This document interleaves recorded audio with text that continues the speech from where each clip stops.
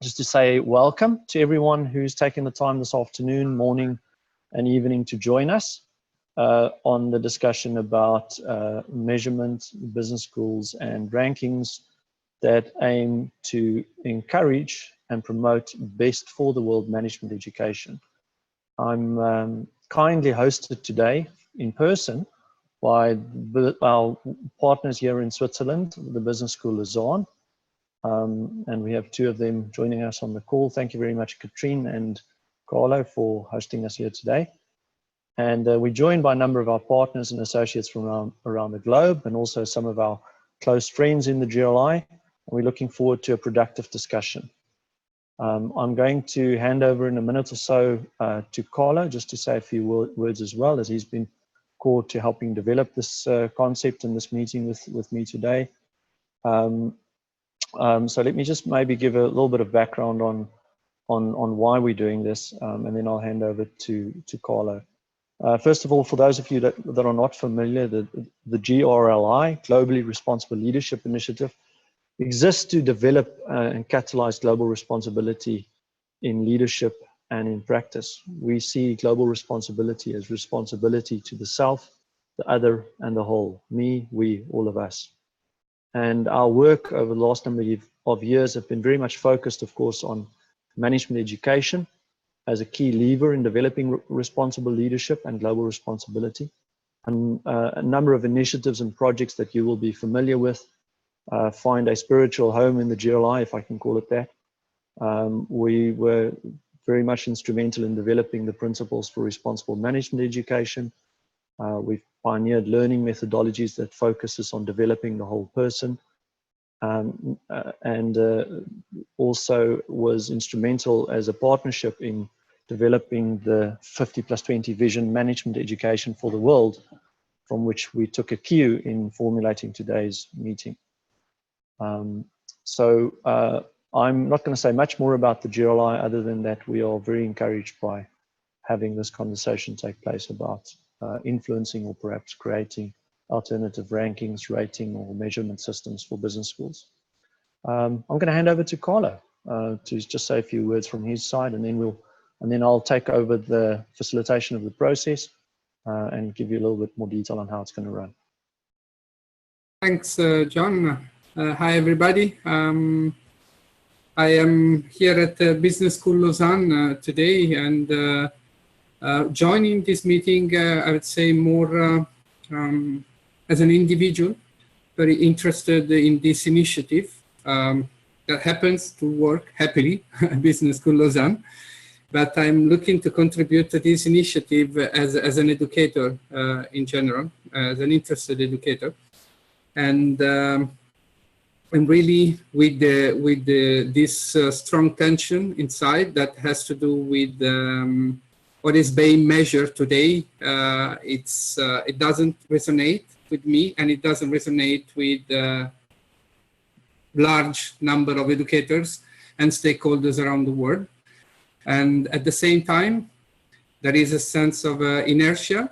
And one of the strong points of the current and of the success of the current ranking is actually resilience, the fact that they are there since a long time and they have established a legacy, and the fact that it's quite discouraging even to start working on this. It's not an easy one. So I am very grateful to see that after the call from John, there was a very nice interest from all of you to contribute.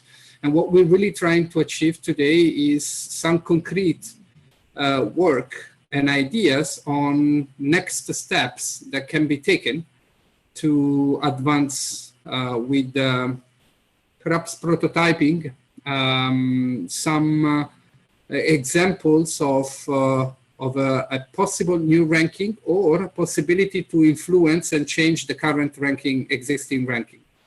That really the common ideas is that we don't like what is available now and we want something else. And we want to do today some work in understanding what can be that something else that can be done and the next steps. And in that spirit, the idea, we have another group of people that are going to meet in a couple of weeks and dedicate 5 full days, a full week of intense work to advance whatever we're going to also contribute for today in this meeting. So no pressure on anybody, of course, but what we're going to do today here is going to really serve the important work that another group of people will be doing in a couple of weeks, and will feed back, of course, to all of us starting the works here today. My invitation is to stay really inspired and focus on the questions that we have set up, and all of us contribute with our experience and ideas and an attempt really to identify good next actions and next projects. And that's as far as much as I feel like saying at this point. Thanks, Jim. Thank you. Thank you very much, Carlo, for giving us some context there. So without any further ado, I'm sharing the screen here just for the benefit of those who don't have the meeting or the document open in front of them. With a slight delay, we're a little bit behind, but we're going to make up for time now by keeping this very short. So there's our agenda for today. I'm just going to give you a quick overview of the process here. What we're going to do is we have already agreement from at least 2 of these people to act as conversation starters to the meeting. Now, how this works is you all have access to the microphone. I can mute you or unmute you, but in order to get the conversation started in this collaboratory format, we will place a question with the microphone. And the question that we proposed as kicking off the conversation is the question, what does a business school ranking look like that measures best for the world management education? I'll just repeat that. What does a business school ranking look like that measures best for the world management education? We picked that question in order to encourage some visioning, some ideation around the various aspects of what may need to be measured, who needs to be involved, etc. And we'll have some breakout groups around that a bit later on. The 3 conversation starters, 2 of whom I already have confirmation from, is Katrine Muff, who's here at Business School Lausanne, Claire Pressier, who's on the screen there with Clay at Aspen. And then I was going to ask Sylvia Green. Sylvia, are you on the call? Whether you might be interested in helping us kick off this part of the conversation as well. Yes, I see Sylvia's on the call as well. So the idea is that we put this question in the group. What does a business school ranking look like that measures best for the world? Starting with Claire, and then Claire, after about 3 to 4 minutes or max 5, I'm going to ask you to hand over the microphone to Sylvia, and then to Katrine. And please, no pressure for those of you that are starting. This is just to get the conversation started, and then I'll take it from there. So that's our agenda and our process. You will, as they say, trust the process. I think you are going to enjoy this. Good. Let's start.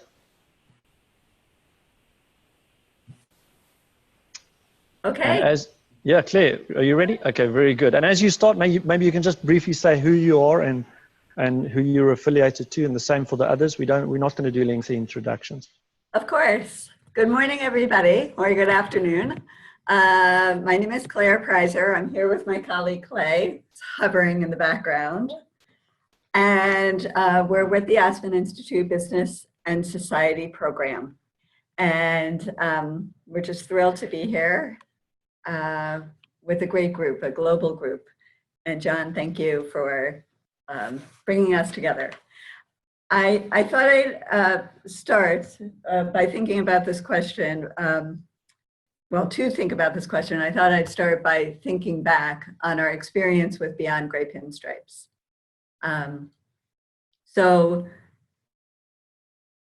for those of you who may not know, Beyond Gray Pinstripes was an alternative ranking of business schools. It started at the World Resources Institute in 1998, maybe, and we joined forces with them in 1999. And conducted the survey until about 2013. It was every other year, but it was 15 years of a lot of hard work. We did it for the reasons Carlo has already said. And John, you said in your piece that we weren't very satisfied with what was being measured. And, you know, our mission is we talk about our mission as aligning business activities with the long-term health of society. And if we are to do that, we think an important piece is what's being taught in management education. So the rankings were meant to be an antidote to this kind of emphasis on salary, emphasis on student satisfaction, and to try to measure what's actually happening in business schools classrooms. So we looked at many, many syllabi and many research papers to try to measure the social and environmental content. It wasn't a perfect process by any means. But what it did do, and I think what we can try to think about for a design principle of it, you know, this is probably in everybody's minds already, but I just want to call it out, is what it did was engage the competitive forces among schools. So we heard often about schools or from schools that they were able to kind of bring pinstripes to their dean, for example, and say, hey, look, you know, our competitors are doing X, Y, and Z, and we should start to do more. So that's what I would say was the big success of pinstripes, and allowed it to really spark some change. As I think about, you know, the reason we stopped doing it, as I think about it, sort of assessing the project, at the end we thought, I say sort of, it was measuring too much and it was measuring too little. So on the too much front, as you can imagine, from 1998 to 2013, there was a sea change in business schools, right? There was a lot more content to measure. So this became, I mean, this is a nice problem to have, but it became a little bit difficult. And we were struggling to get the resources to do it well. Just the sheer volume of information provided by the schools was, you know, was kind of overwhelming. And then I say, well, maybe it was measuring too little, in the sense that I'd say maybe two or three things. One is it didn't measure what we call the mixed messages, right? So students may be learning in their sustainability course something that we would all applaud. And then when they walk into their finance class, it's, you know, discount the future and externalize costs. And so that was a big problem. And, you know, I think as we're thinking about the future, that's something to really think about. Another problem with the measurement is as I mentioned, we relied on what the schools told us that the course did and the syllabus. So I think there's a difference between what faculty teach and what students learn. And that was very difficult to get at in a ranking. Another thing on the syllabus, the third point on the syllabus is frequently schools would say, yes, you know, this course has social and environmental content. They gave us some percentage. But when you looked at the syllabus, it wasn't clear where that content was. So I think there was a question about, not that I doubted the faculty, but were the students absorbing that this content was as important as the faculty thought it was? Because if you just looked at the syllabus, you didn't see it. So those are my really brief opening thoughts, John, just to kind of hopefully spark some thought as we move forward. Whoops. Great. The lights have gone out. That's a cue. That's a cue that I should stop. The energy saver has timed you out. Yes, exactly.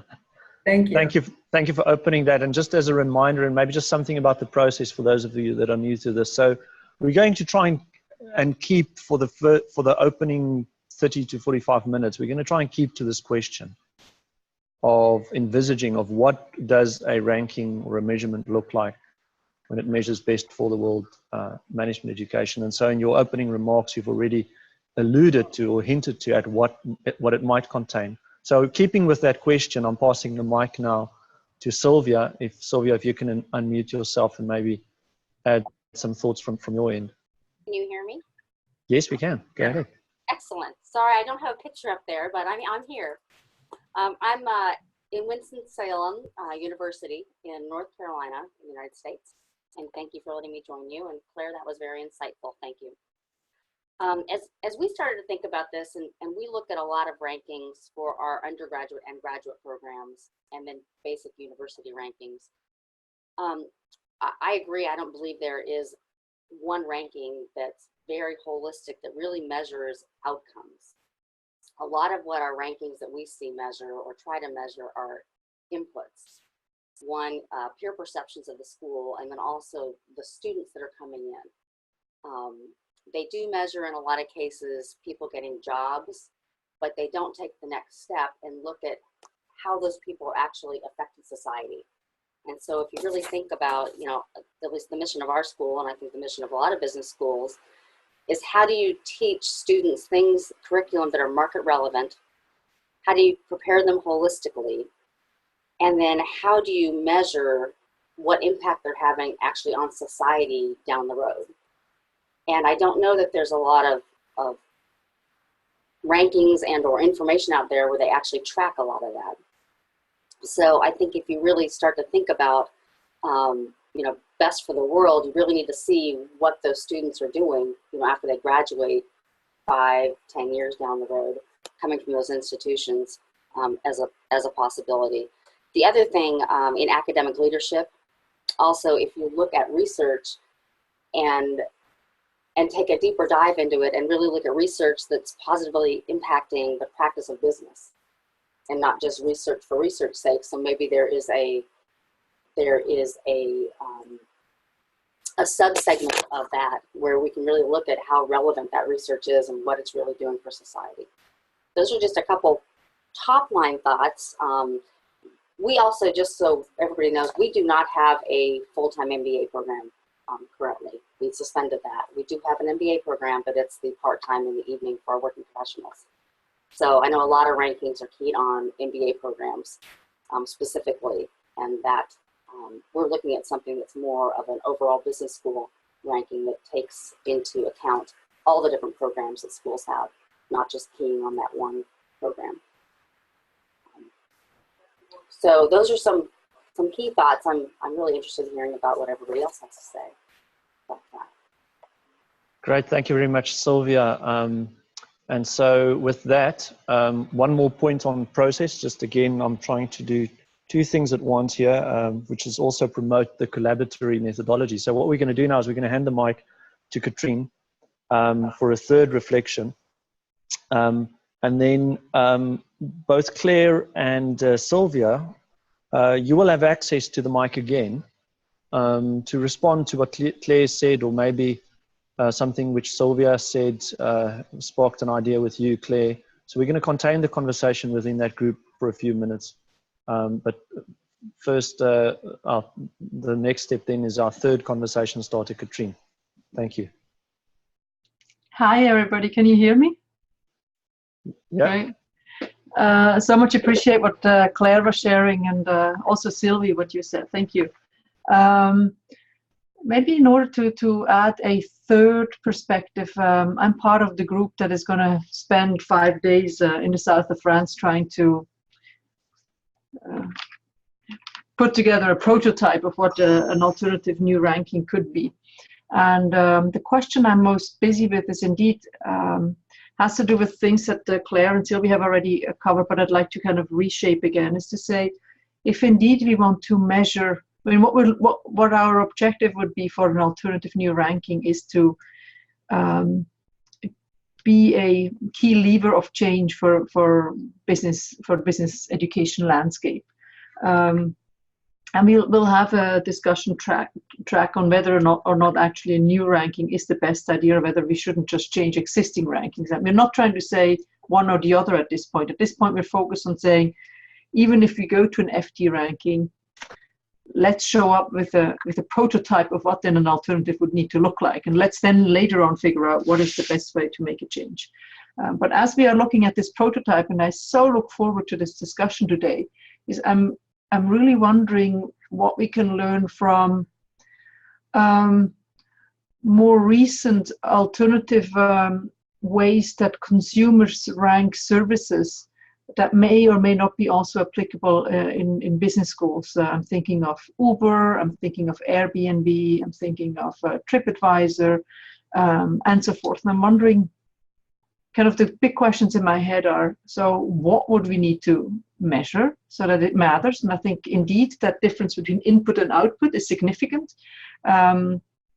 We have a lot of discussions here at BSL and in Switzerland around it may be quite irrelevant to know how much a percentage of a total course or program is taught involving sustainability and responsibility if we don't look at how it is taught. Is it taught in an interactive way, or from what perspective, or with which kind of interest is it taught? But how do you measure that? So that's kind of still, I've got a lot of questions around the input.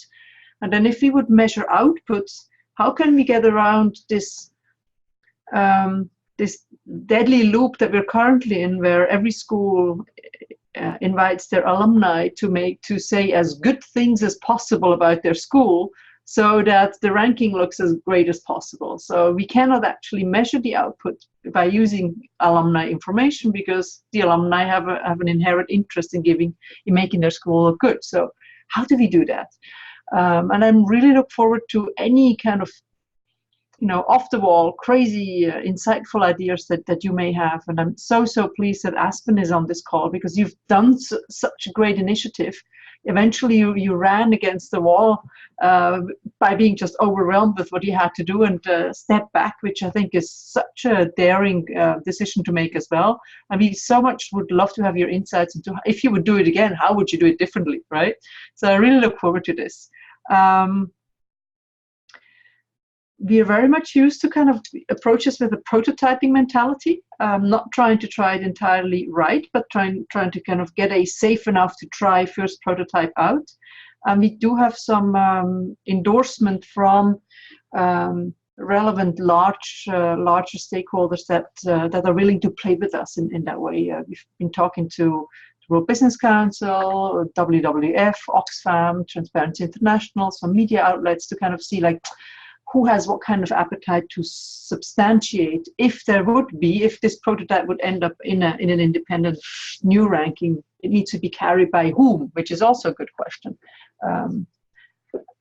So the prototyping idea basically is an idea of saying, let's use the insight of a core group today, who we are, and let's see what we can offer as a gift to the people who will spend a week in the south of France in a couple of weeks from now. And then these people will pass it onwards to more stakeholders, students who will look at it again, and we'll roll the snowball forward with the hope that hopefully by the end of the year we've got something that looks like good enough to share with others. So I'll stop at this point and really look forward to the conversation we're having. Great, thanks, Katrine. So the microphone is now available, Sylvia and Claire, for either of you, both, to respond to what you've heard. So the conversation, as you imagine it, is taking place in a little circle here in the middle for the moment. We're going to open it up soon. Okay. Well, I do like the collaborative spirit, John, so I'm not going to take too much time. I just want to say two things that I'm thinking about when I hear Sylvia and Katrine. One is, Katrine, you mentioned crazy out-of-the-box ideas.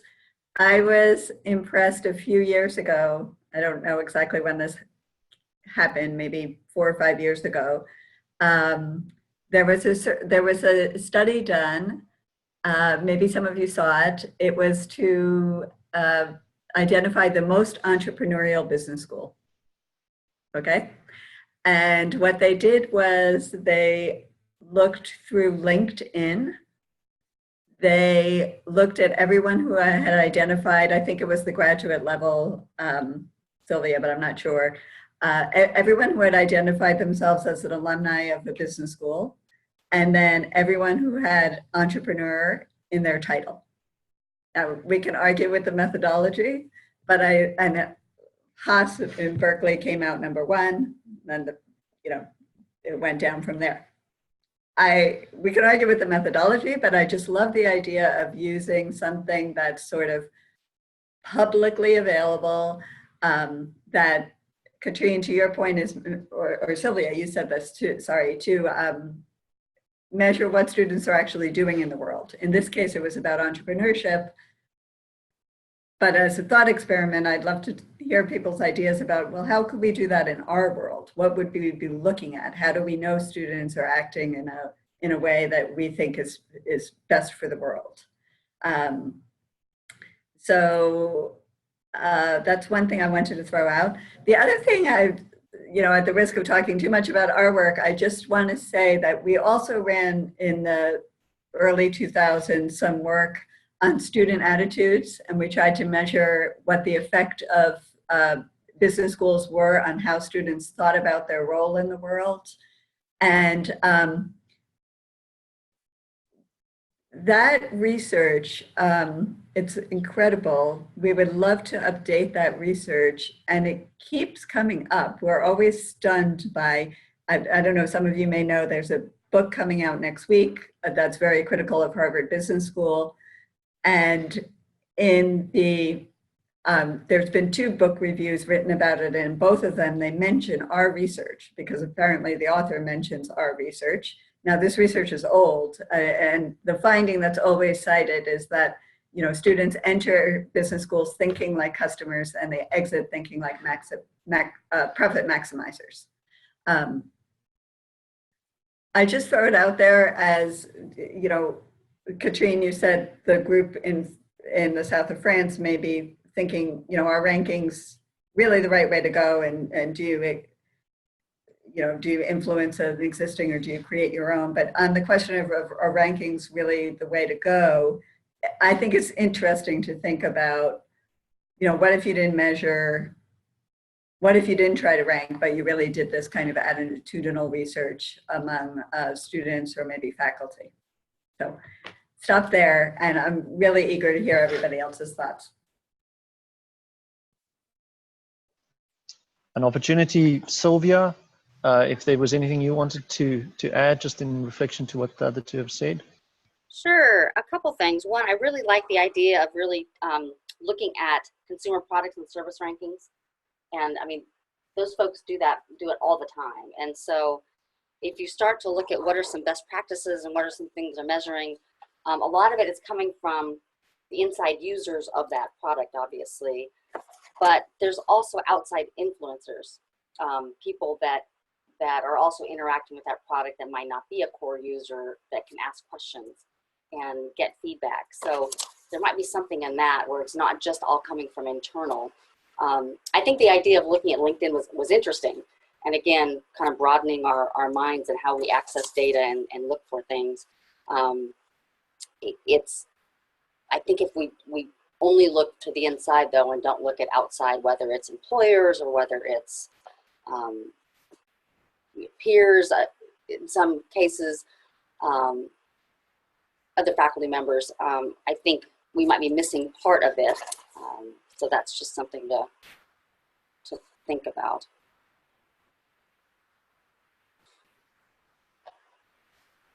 Great. So I'm at this point we're opening, and we'll just do this quite rapidly. We're opening one of the chairs in the middle.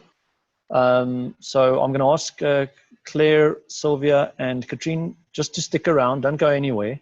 because you're still in the conversation. But whoever is interested that's been listening until now, to add to the conversation that's building in the center, feel free to use the raise your hand function and just let me know, or just speak up and let me know if you're ready to add to the conversation. I'm looking at the screens. I'm not seeing everybody at the moment, but if there's anyone who feels that they're interested to.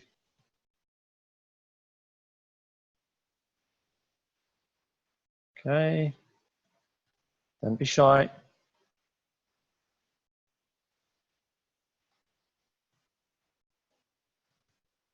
I was actually looking at the raise your hand function, and I can't find it. I surrender. Where is it again? Last time I was able to find it, and today I can't find the raise your hand. I'm sorry. Okay, when you see all the okay, yeah, go ahead. Anyway, go. Feel free to go ahead, Carlo. Yeah. So thanks. I was particularly interested in this last point that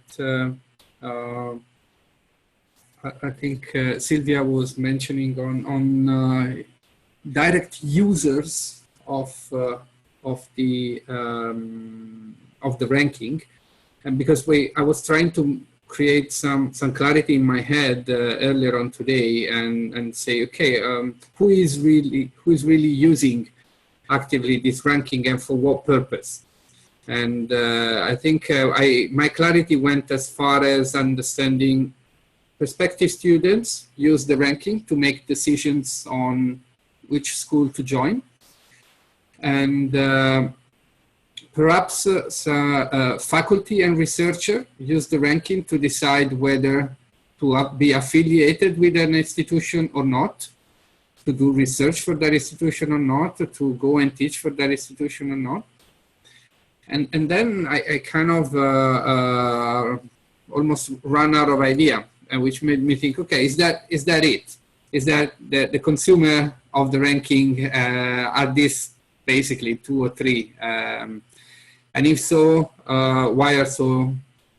Is that so important anyway for institutions? And the other way to look at that question is why bachelor course, and we looked at what students were taught in each course regarding responsible education, and we asked the study boards what their responsibilities in terms of responsible management is.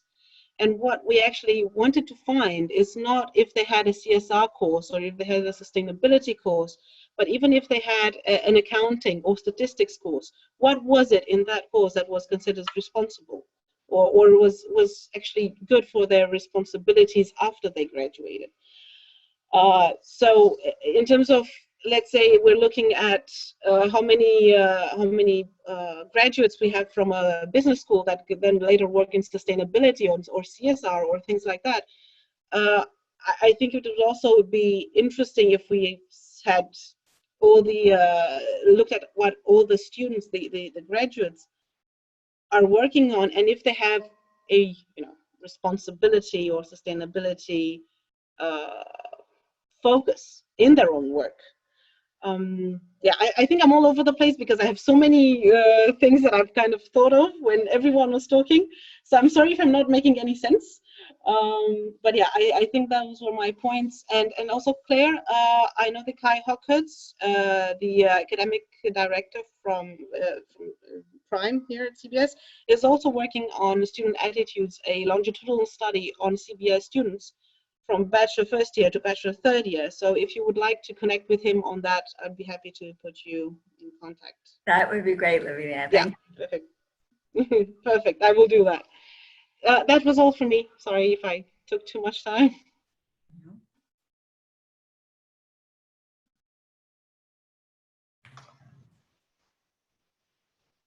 Claire, Sylvia, Carlo, any responses, any ideas arising from that? I'm like Lavinia. I have many thoughts because there's so many directions this conversation would go. But I think I will also just step back and see what else emerges. Okay, David, you look like you're about to put up your hand there. Were you going to? Yeah, I was just thinking back to like 5 pages of notes already on this idea of the, Claire's talking about the integral dimension. And so many times when we measure the inputs, we don't really have an understanding of the outputs. And it's a basic problem with education to begin with, right? A lot has been moving, I think, in terms of how we think about responsible, sustainable leadership and management to the DNA, the purpose of a company, right? So take the company analogy. Now the purpose of a business school. And I just got an email from one of our very enlightened finance professors who does a lot with impact investing and sustainable investing. And she said, because we're undergoing our own prime reporting now, and she said, part of the problem is, and this was something that Claire brought up, this mixed messaging is, it's almost schizophrenic to a point where I teach a class in leadership ethics and organizational sustainability for our seniors who will not take a job at a company that doesn't sing their song, that doesn't have a responsible, sustainable, ethical focus. And in another class, they learn how to maximize market share by inventing products that trash the planet and exploit people. And they actually have a real issue with that. And that issue is not about the professors. That issue is about what is the school dedicated to in principle?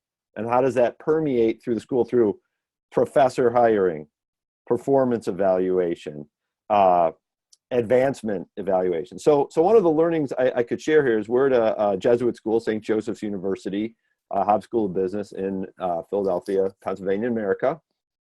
And it's very clear that when you work here, you have to demonstrate aligning with the Jesuit mission. And the Jesuit mission, translated from its Catholic social teaching, is care of the person, men and women for others, social justice, a lot of sort of commensurate values. As a matter of fact, there's a great article in the Journal of Corporate Citizenship that came out recently that makes kind of a parallel between sustainable development goals and Pope Francis's papal encyclical, the Echo encyclical, right? So I'm curious to see how we can think about the best in the world, not by what they do and how we measure what they do. And I appreciate all the work that Aspen has done. My assistant 2 doors down here for years pumped that stuff out and we poured over it. But again, can we measure or can we assess the integral proposition, the basic identity and mission of the school? And can we, and Carlo, I like what you're saying here about standards and having some kind of normative direction to say, no, you know what? This is a school that in principle and function does enough on these fronts where it's in a best for the world. And I'll send you a link. I don't know if you're familiar with certified B corporations. They have a whole best for the world platform, which I think we could learn a lot from. I do a lot of work with that. So one, to tidy that point up, sorry, there's a lot of reaction here, is I think we have to get to the core of what makes a school function. And the CBS, I've been reading their SIP report. I'd put that as a school that in principle is committed to a lot of these values, but is the school itself or any of our schools really about being best for the world, or is the old sort of business as usual model there? So that's one thing. And then on the other dimension, I think we can learn from like a Unilever that has a sustainable living plan. The students are always like, their minds are blown because they're like, is this a company? Is this a charity? Is this a global NGO that's trying to make a difference in the world? And if we look to like UN Global Compact companies, a lot of them are starting to morph into purpose-driven institutions. So I'd like us to, in the South of France meeting, which I would love to be a fly on the wall there, how do we get to that? Because otherwise, I think we're still dealing with the tendrils of our inputs and outputs and impacts. But until we get to the core, I think that would be an innovation in how we look at and rate, maybe not necessarily rank, but how we rate and understand who these schools are. Sorry for that. I've been trying to hold back, but there's a lot of thoughts there. And I think that there are a lot of thoughts. Thank you, David. I think that there are a lot of thoughts in most participants bubbling up, including Stephen, who unfortunately had to leave for another meeting that he was committed to from, Stephen was joining us from Boston University and has just added a note there, which we'll capture in the document. At this point, I'm going to veer very slightly off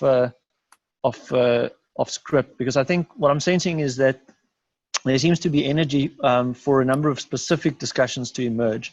We did propose a few breakout groups, but I think before we move into that, I would like to ask of all participants to just take a few moments. Let's just each take a few moments and formulate our thoughts to ensure that we share with the group here, each one of us, a short statement on what we believe a measurement or a ranking that measures best for the world management education looks like. So whether you want to emphasize the who, the what, the how element, I'm hearing a lot of good energy, and it'd be great to ensure that we just capture in a quick round from everyone who's on the call, and so that we at least hear everybody's voice, your 2 cents on what you think is absolutely essential for developing or establishing management education ranking or business school ranking that is best for the world. And Andrea, I see you've already put up your hand.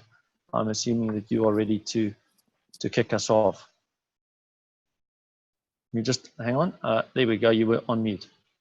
Okay, you can hear me now? Yes. Oh, okay, great. I'm looking at, I like what Carla was saying, who is this for, right?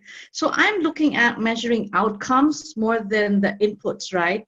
So I'm not about talking, do you teach social responsibility, sustainability, and that like?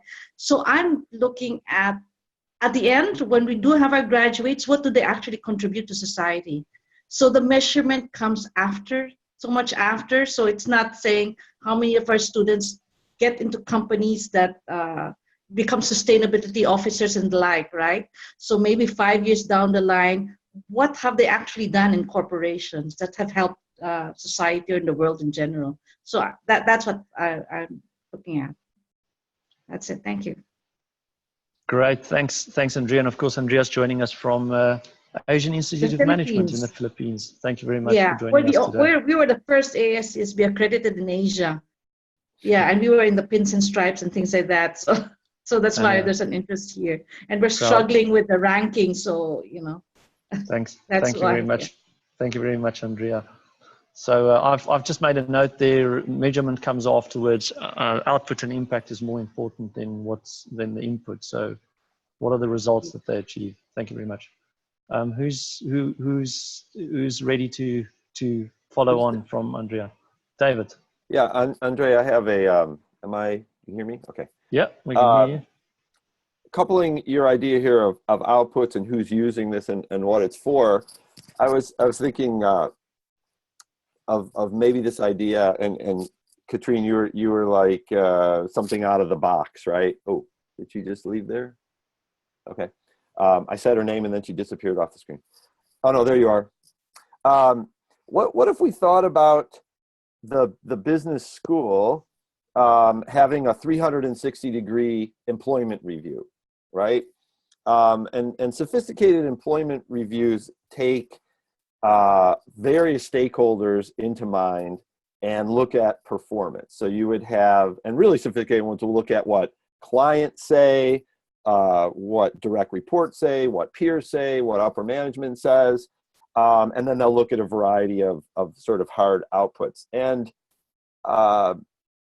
it may be possible to think about some, and not to get grandiose here, but I've been working a lot with our business intelligence and analytics people who are taking over the school in terms of big data and data mining and scraping and everything. If we're really interested in being best for the world, we do want to see where the students are employed. We do want to see, I don't know exactly what we want to see, but what if we looked at it as there's all this data information about a school's presence in the world, and that presence can be evaluated, right? It can be measured very specifically in terms of, and this is not my thing, generationally, I miss the whole social media thing. That's not my, but I'm wondering, you know, what is a school's, we talk about ecological footprint. What is a school's best for the world footprint in the world? Maybe we shouldn't be measuring so much the school itself as these larger effects. And I know this is more possible in terms of technology and analytics nowadays, that you could actually build some kind of profile. But if we came up with, and Carlo, back to your idea of standards, if we said, you know, what do these best for the world schools do? Do they feed, you know, I would be really proud if my school had a steady stream of employees that were hired by like Unilever or Patagonia or any of these companies that are really doing best for the world. That's trackable, that's measurable. So just kind of tossing that out there to say maybe the locus of our analysis needs to be broadened to the world. If we're talking about the world, you know, how do we affect the world? I don't know what other inputs would be there or outputs, but just kind of tossing that out there. Seeing a lot of nods of agreement there, and thank you very much, David, for that. Who's next?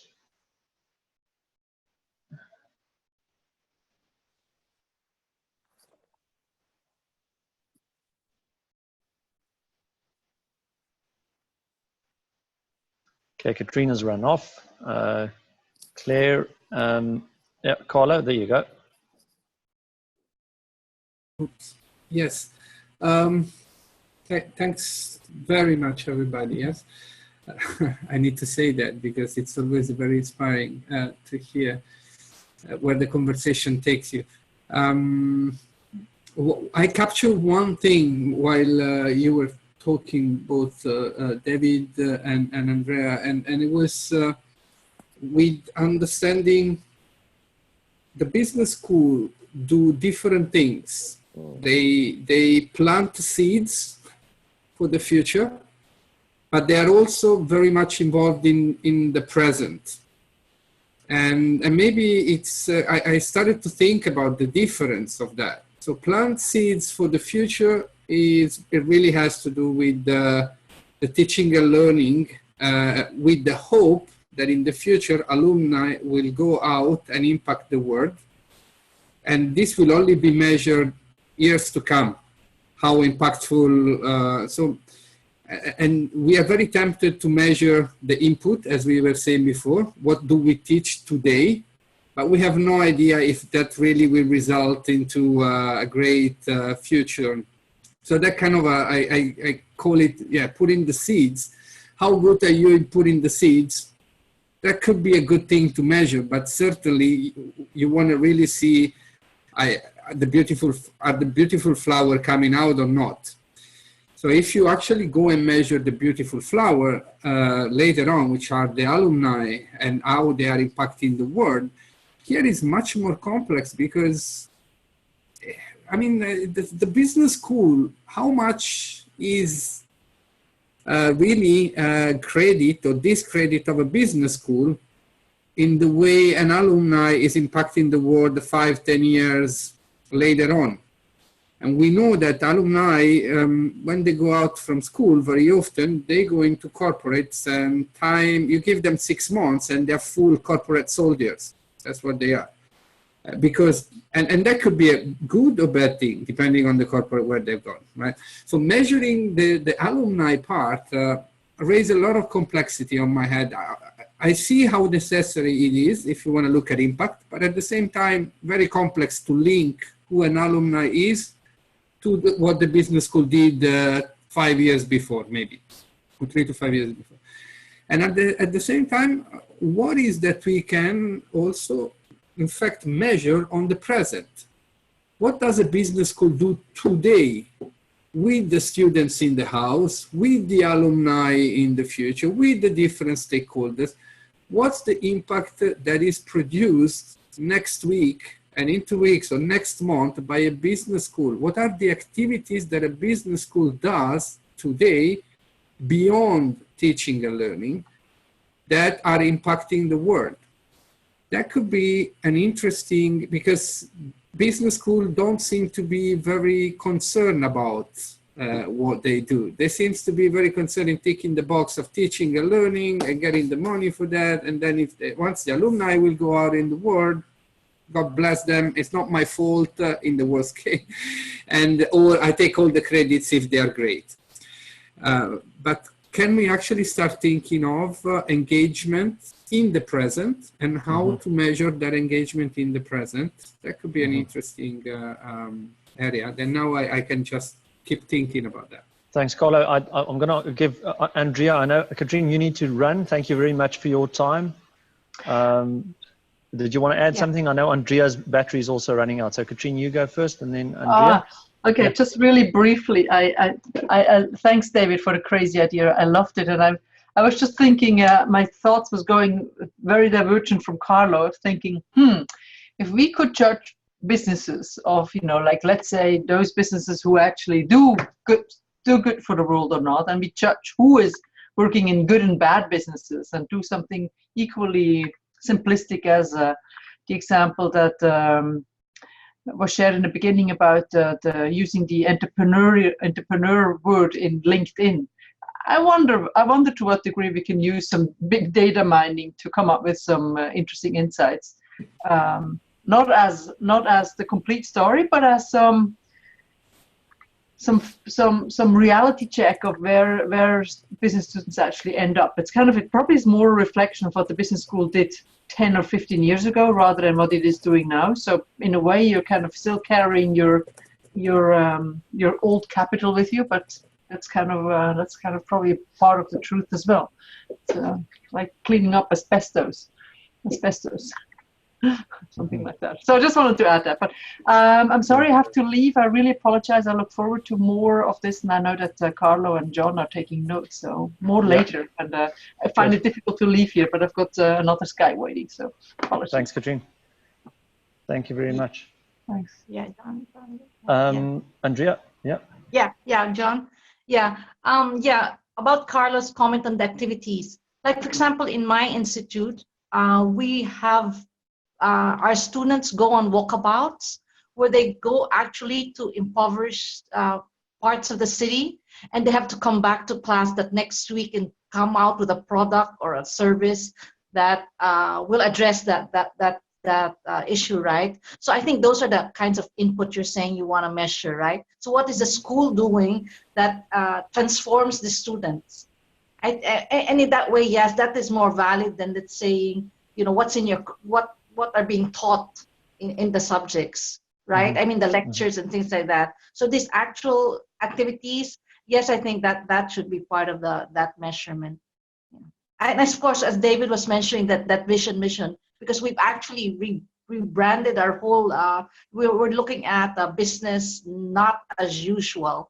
So it's a business and society kind of focus we're taking. So really taking things out of the box and saying, no, what we want to do is come out with graduate students, because we're a graduate school, who will have that impact in society. Yeah, so there's that, both that input and that impact, yes. But I have to go. Thank you very much. Yep.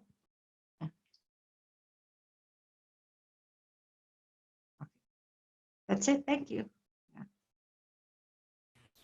Thank you, Andrea.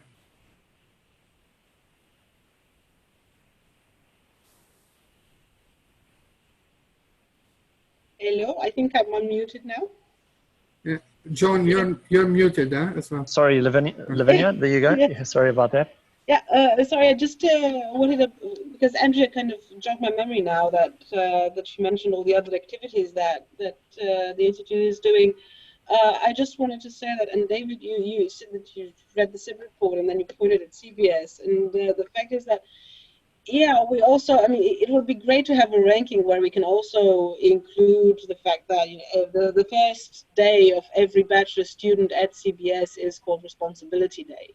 So it's that's a day where 2,000 plus students, that's the fresh meat we have at CBS, come and hear from top management that responsibility is part of the agenda at CBS, and that we are a business in society kind of institution. So that's, and we have a case, the company case, and then everyone is working in their own programs to come up with solutions to that case.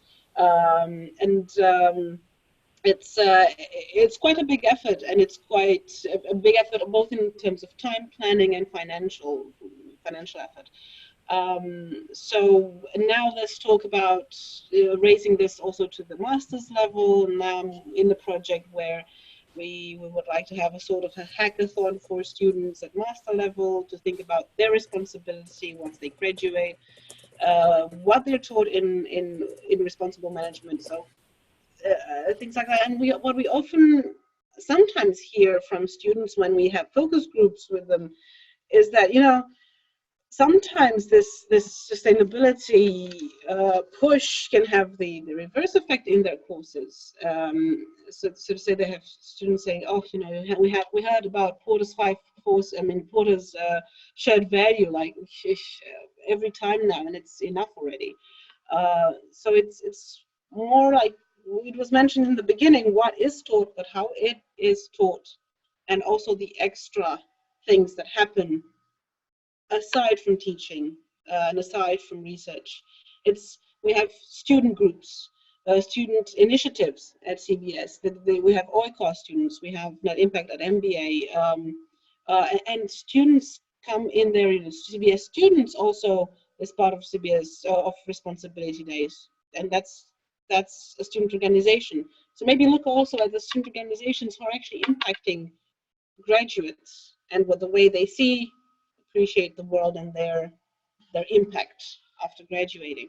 And yeah, I think that's kind of what I had to say. I'll probably think of something else which I've forgotten, but that was my intervention now. Thanks. Thanks. Keeping with the idea of trying to come up with the one essential thing which each of these participants feel that we need to take into account as we move forward with imagining an alternative or a new or an influenced ranking system. I know, Stacey, that you and Sylvia, I can't see either of you, but I'm assuming you're still there. If there was anything that you would like to perhaps still add to. Hi, this is Stacey. I'm with Sylvia. And I kind of want to go back to the idea of who this is for, in addition to talking about outcomes and being very thoughtful about what those outcomes are. So if we're putting the two of those things together, let's say, and I'm narrowing this down a lot, but if we're saying that a business school's purpose is to put people out there who will impact society, being thoughtful about it's not just the good companies out there that are providing the impact, but those people who come in and change a company who may not be having a good impact and changing their purpose so that the impact is more positive. So I'm struggling a lot because I see both sides of it, and I'm thinking about if we're putting a positive impact out there, then we need to take the companies that aren't providing the positive impact and creating that positive impact through the students who are coming up. And I also, and I'm all over the place here too because there are so many thoughts, but also thinking about the 5 to 10 years out, but also how do we measure what's happening now and how that could affect the future? Because one of the things I look at rankings for is how can I improve my school to help with recruitment of students and recruitment of faculty. But if I'm looking 10 years out, that doesn't help me today really fix what's going to be the next issue. So looking at both of those, you know, the now and the future.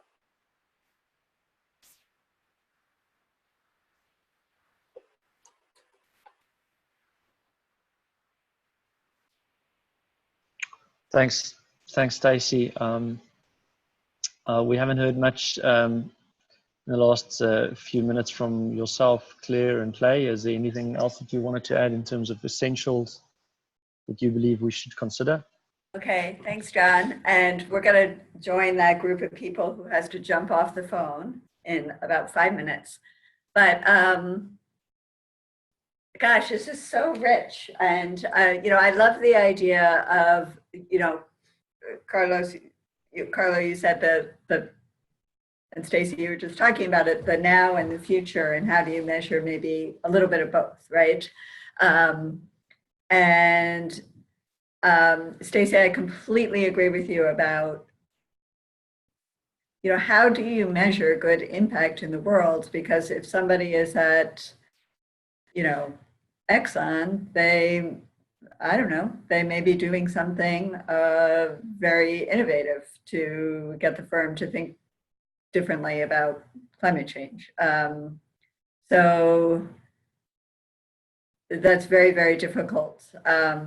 But then again, we can't just say, oh, well, it's too difficult and we won't do anything. So, I'm thinking about also how can we piggyback off other efforts. So I noticed, for example, Fortune's Best Companies to Work For, next year, it's going to have a measure of inclusivity, sort of how the firm, compensates its employees, how it gives them opportunities, kind of, which firms are practicing inclusive capitalism.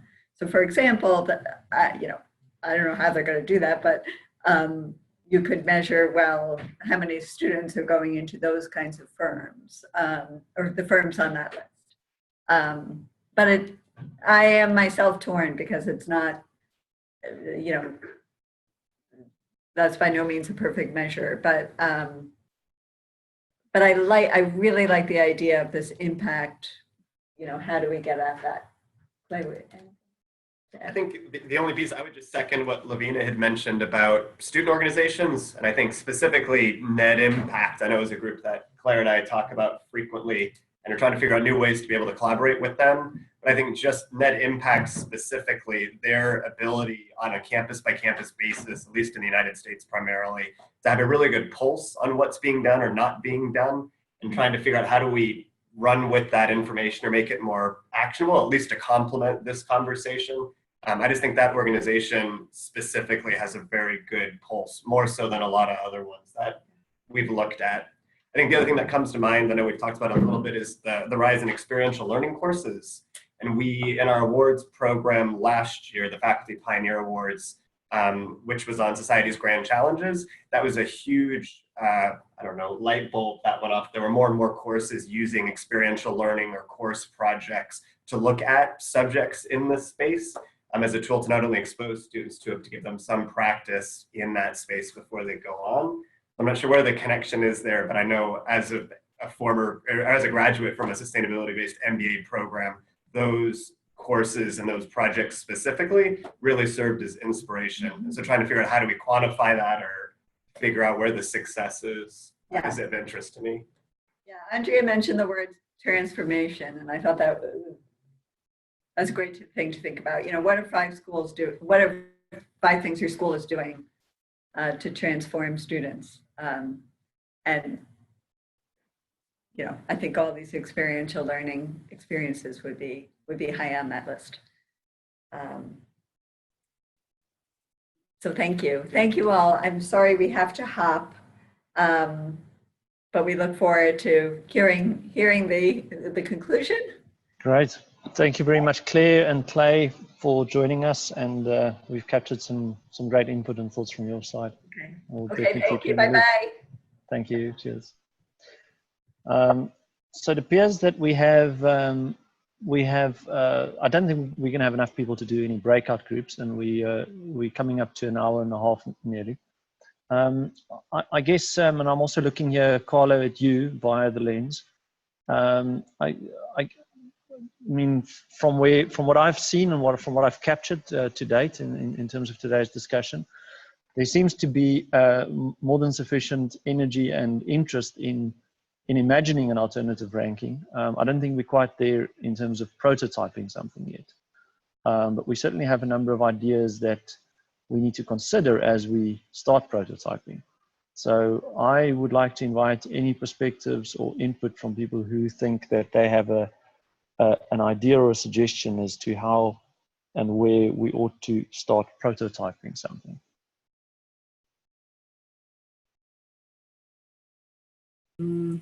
Or any other, yeah, David, or anything else that you think might be relevant in this context. Yeah, I just wanted to share briefly a project, and John has been involved with this and knows about it, between Prime and the Hobbs School of Business here.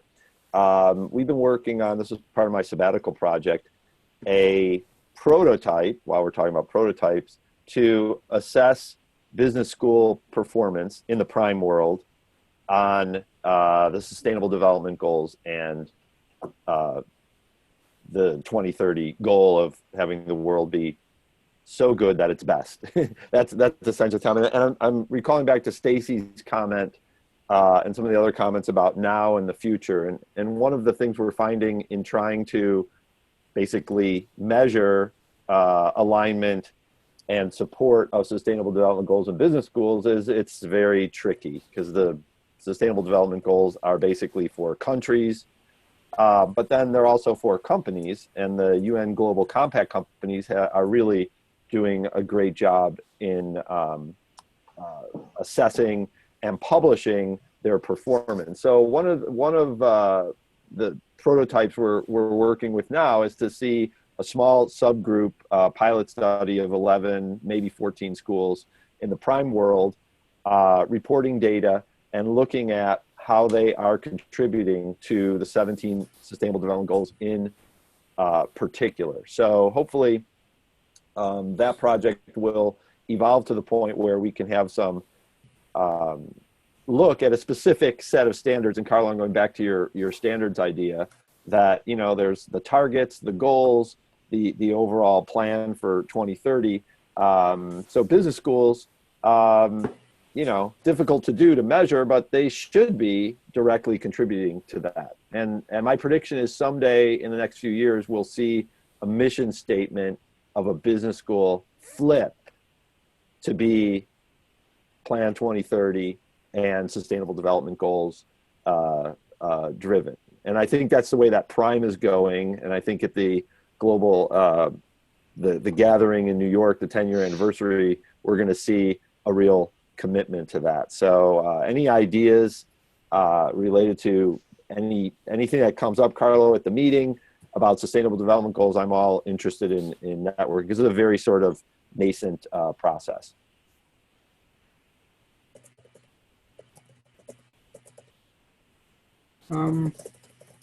Thanks, David. I've been taking notes, so that's why sometimes it.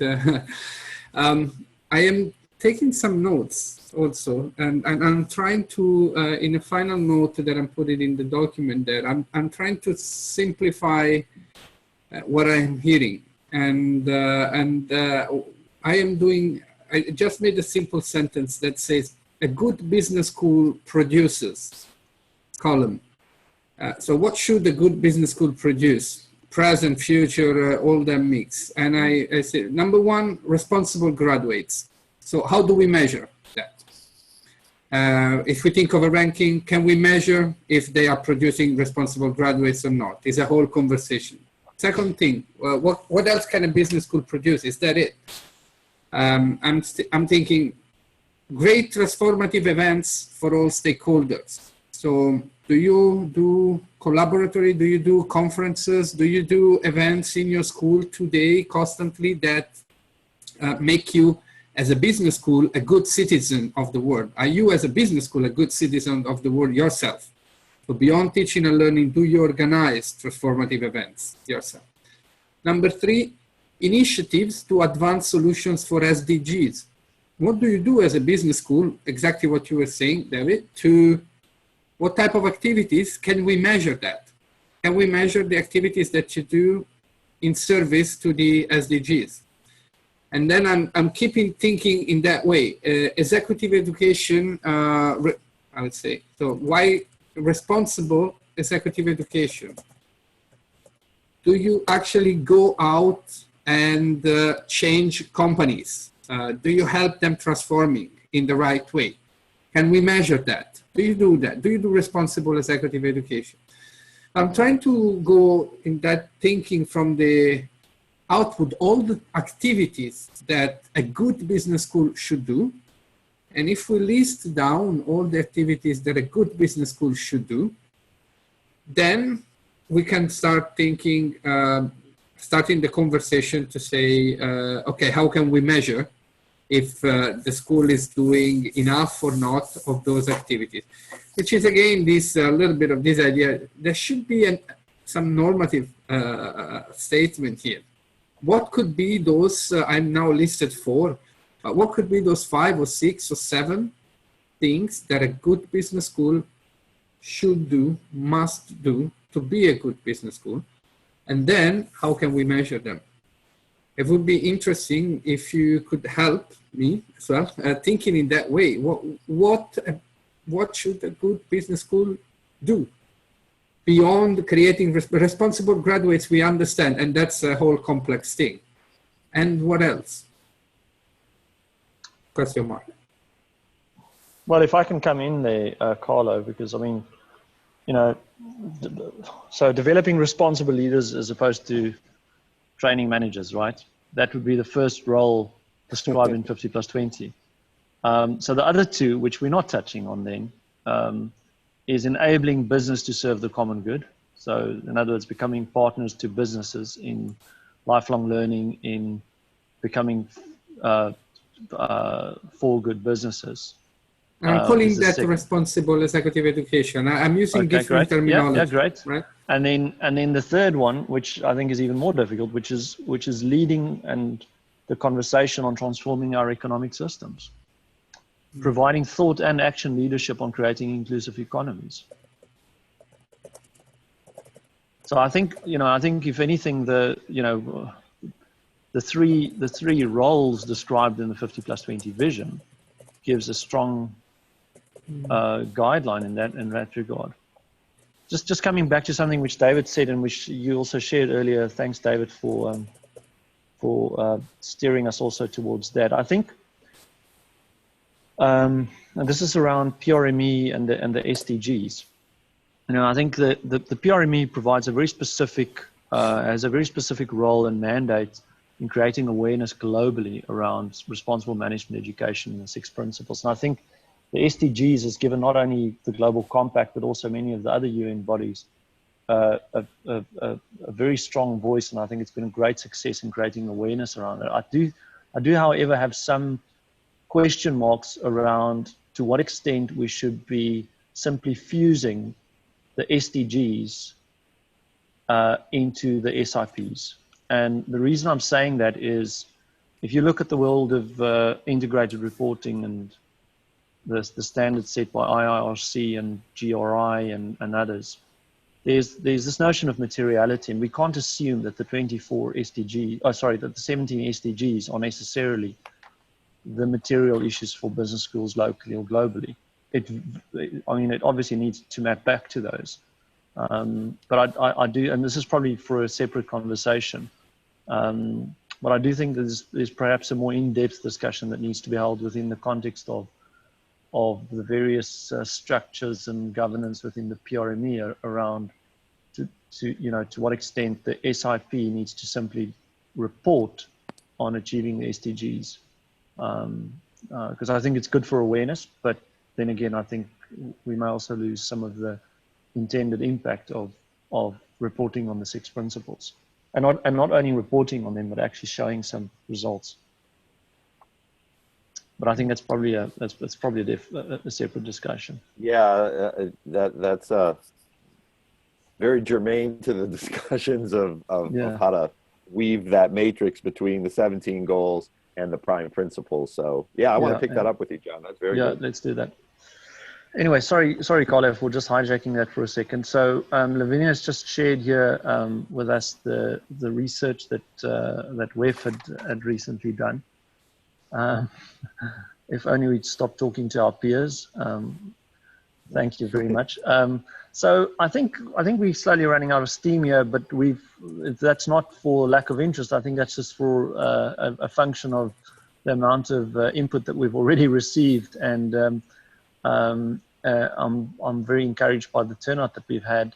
I'm going to invite any final thoughts, closing thoughts for everyone to help us check out, so that we ensure that we've heard everyone's voice, and that you're not sitting on some brilliant idea or proposal that has gone uncaptured.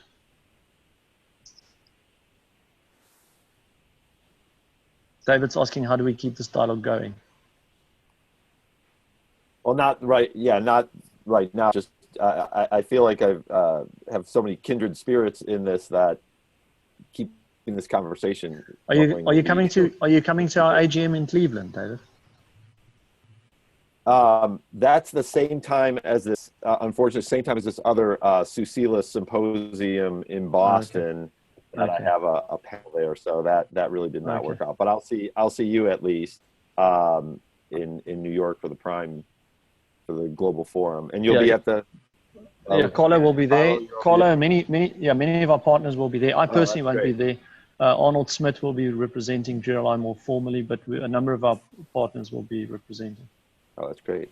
One other group that we didn't mention. I've been doing some looking at the ASHE, the American Association of Sustainability in Higher Education. They have that STARS program. You familiar with that program? Yeah, and I just had an email from Jim Westerman, who was trying to join us but couldn't because of timing and scheduling, etc. I am speaking to Megan about not only STARS but also ASHE's work more generally.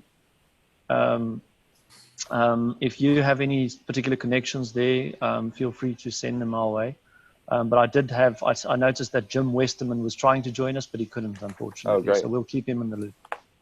Perfect. There is one thought that I just think I just now popped up in my mind that we haven't, none of us have really mentioned, but I was now looking, as part of my doctorate right now, I am actually working on a model to assess what makes a school responsible and sustainable. So I actually look back at the criteria I'm using, and one of those is, it's always a tricky one, but it's one of the most obvious to measure, and it has to do with simple campus operations. And it's always a tricky one, because when we say, can a school be, business school be sustainable and responsible, we tend to think of the teaching and creating business leaders, but actually business schools have this is less sexy, but has really operations, heating system, your food, your restaurant, waste management. Do you as a school practice any of that in a first instance? And having a sustainable campus operation could also be one area that should be and could be measured, because it actually might say much more than what we think. Have you made yourself, in the first instance, the commitment to change the way you operate, not only the way you teach? And I see, Lavinia, you seem to have done some work in that, or your campus or your school. Yeah, just now. Actually, it's been going on for quite a while. I know when I was a student, there was the initiative of Green Campus initiative that was actually led by the university director back then, and it was something for of course academia, students, everyone involved in the business, in the school canteen as well. We looked at exactly like you said. I mean, the emissions that we make as a school and all that. Of course, it didn't. I mean, that lived as long as the university director was here. Once that changed, it was a different story, and that was his last project before he retired. What is going on right now is that we with the new university director, is that we're planning a sustainable campus initiative. CBS will have a new campus erected, built from zero in between two of our campuses, and that will, there's push from academia and both students to have to be made a living lab. So a place where we kind of practice what we want to preach. So it's meant to hopefully be the most sustainable campus, university campus in Denmark, if not Northern Europe. So there are plans for that. They're in discussions right now. But I have to say that it's a good point, because I hear a lot of our students talking about, okay, so we're preaching all this sustainability. We're in the Nordics. So Copenhagen is seen as one of the best at this. But what are we doing? We have so much meat in the canteen. Is that sustainable? Where do our eggs come from in the canteen? And why do we leave the lights on in the offices and all that? So very good point to have in mind for a ranking or rating. Yeah, maybe just adding an African voice.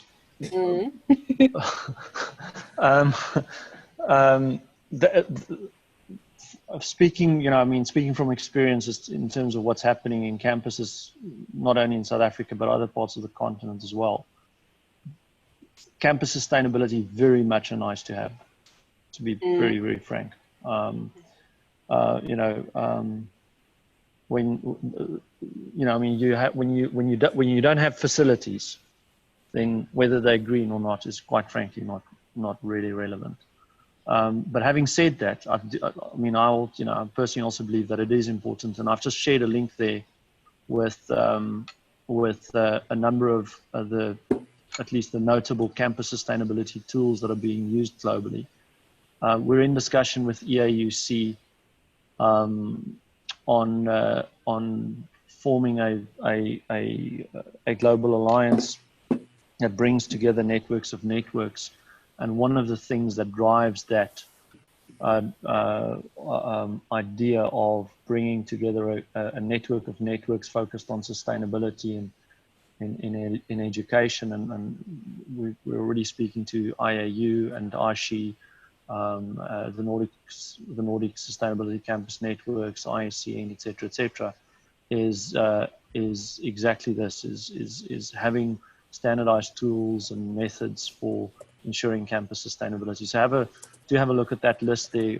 I think it represents the main ones, and I suspect that campuses, as in university campuses globally, has probably done a lot on this already. So, as a business school, as a mainly business school community, I don't think we should duplicate the effort. I think we should look at what they've already done. I think it's just a matter of us, of the majority of business schools, many of them having kind of, been part of a larger university, not necessarily having this on their radar. I can imagine at a large school like CBS, or I'm thinking, for instance, of Vienna, that has a stunning new campus built at, that obviously this is a big consideration.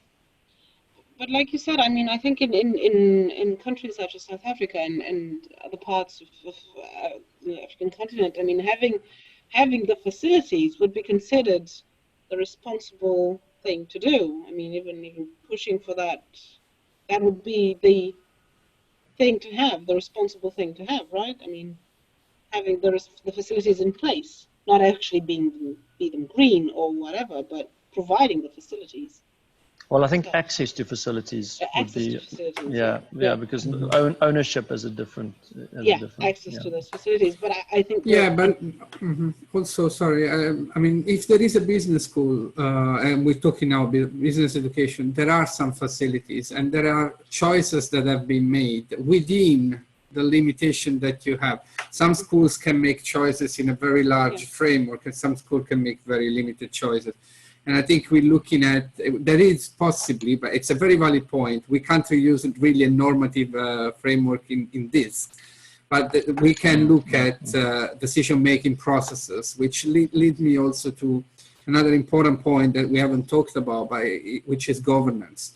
What is the most sustainable and responsible governance of a business school model? And which has to say a lot. You mentioned before, we've seen too many schools advancing like this because they had an illuminated leader or dean, and then the dean changes and then it goes completely on the other way in many directions. It's not admissible anymore. Today there should be a governance models that go beyond the egos of the people. And there are, possibly there are greater, better examples of governance. And I think if a ranking starts also looking at these areas, how are decision making, what are the processes, and ranks based on that, it's another interesting area to look at. Yeah, absolutely. Have you made a note of that one? Let me just see if we've got that. I will add it to my final notes. Yeah, sorry, I've been adding notes both below and underneath what you've been writing. So it's going to take us a good while to figure out who's written what there. Okay.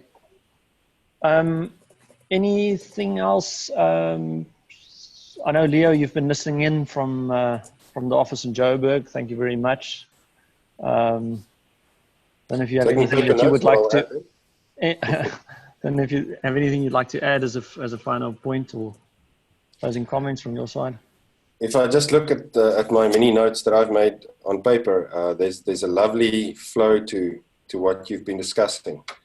So I think I'll add to the notes after you've done and just process all my paper notes. But I think there was some fantastic ideas that came out of Great. this. Are we going to have a wonderful article on the blog soon?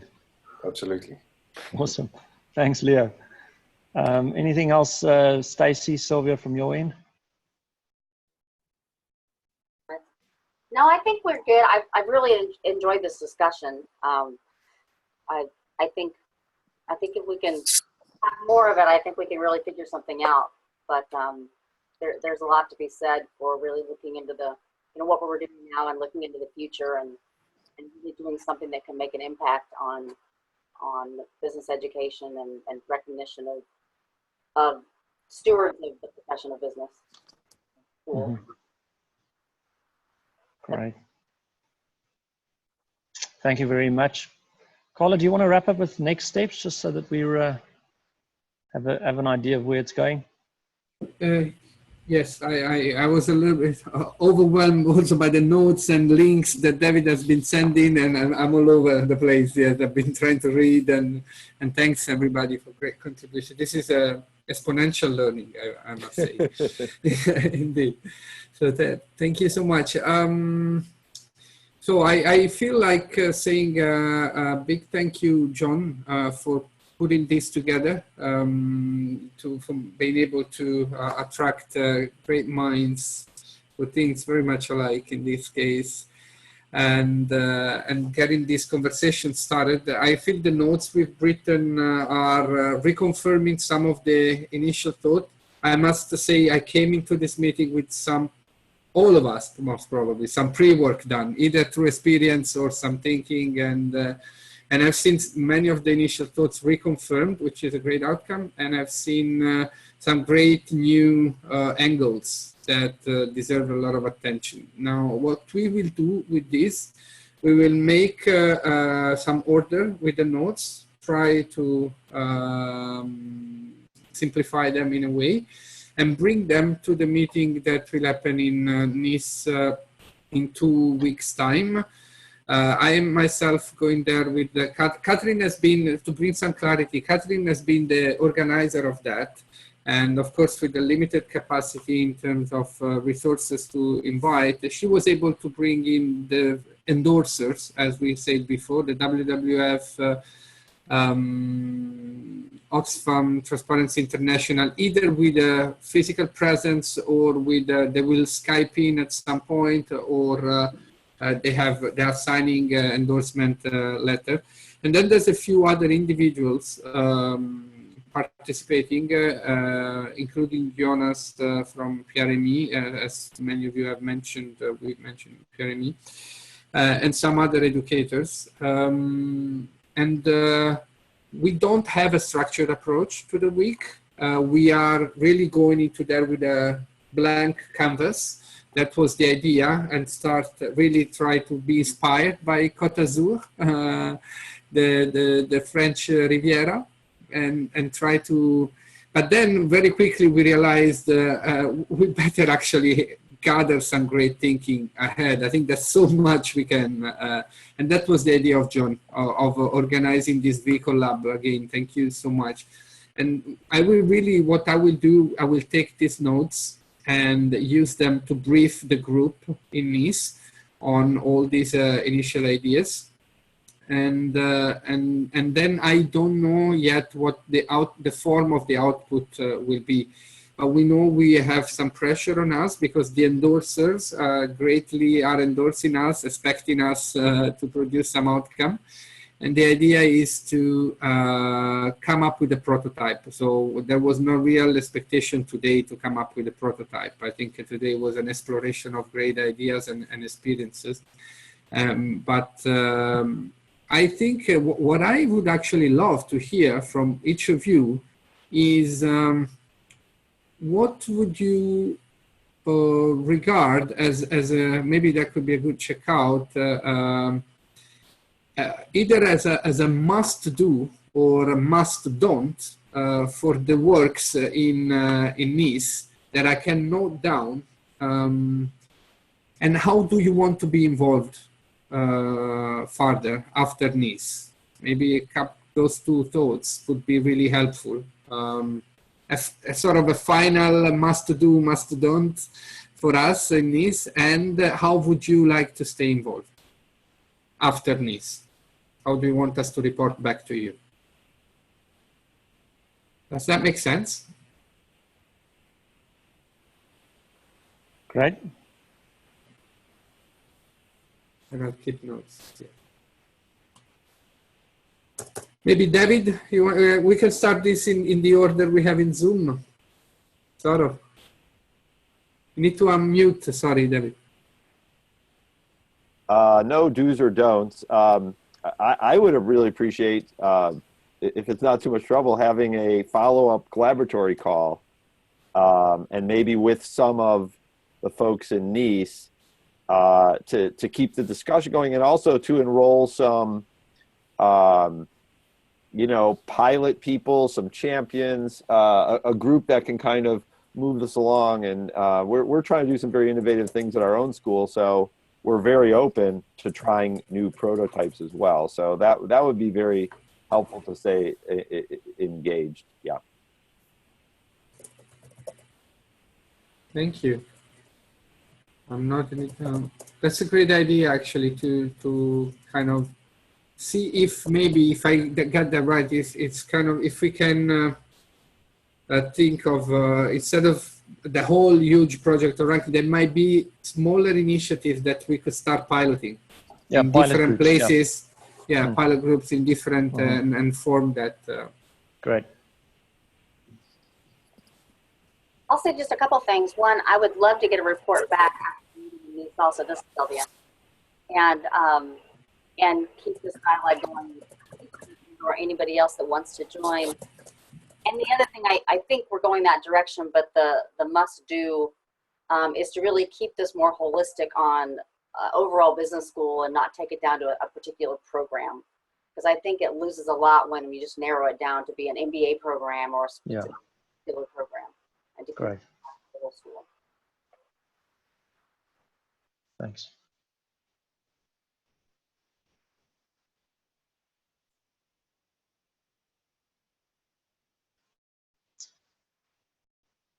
Lavinia?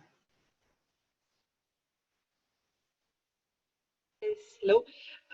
Yeah, but I would say the same. So if after the meeting, then you have drafted some really work packages or some groups that work on different things, then we would be happy to see them and see how we can best provide input to some of them or to one of them, and of course take this further, and also on to do or not. But I think like I think Stacey said, I think it would be important to take the business school, a holistic view of the business school, and not only some of the specific programs or only the activities, some of the activities. So I think that's a very good point. And of course, bearing in mind that there would probably be an awful lot of information that would have to be also gone through and accessed and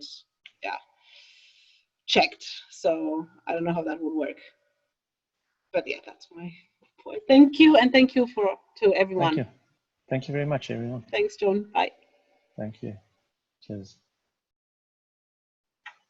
Thank you. Enjoy your day. Thank you.